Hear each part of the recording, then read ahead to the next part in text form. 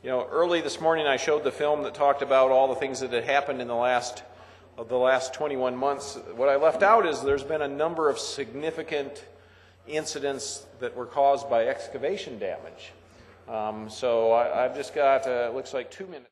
An explosive fireball fueled by natural gas. You couldn't hardly even stand to be outside. It was so loud. Tonight, the damage, the death, and details of what went wrong.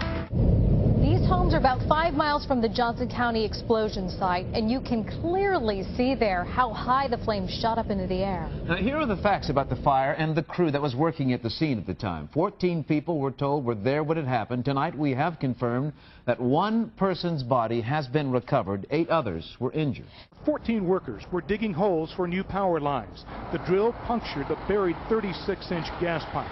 They had just a few seconds to run before the gas erupted with a roar heard for miles. For the second straight day, authorities are investigating a deadly natural gas line explosion in Texas. This blast happened in the Texas Panhandle, killing 2 men.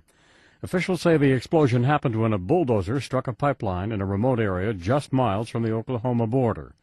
3 other workers were injured in the explosion, including one who's critical. Eyewitnesses as far as 8 miles away could see a fireball when the line was struck.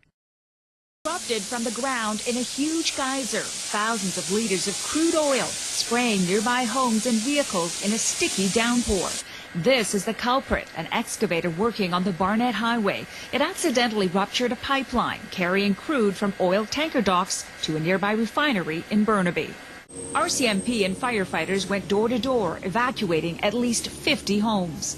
The trees and the street is black with oil and slick.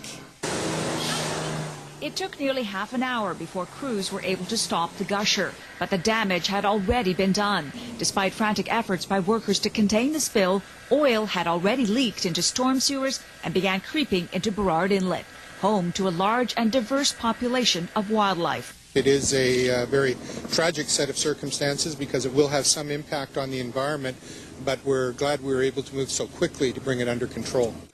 The finger-pointing has already begun. Work crews are supposed to be told about the location of pipelines before they dig. But the city of Burnaby claims the contractor, Kinder Morgan, didn't supply that information. They had done a surveillance of exactly where they were supposed to dig.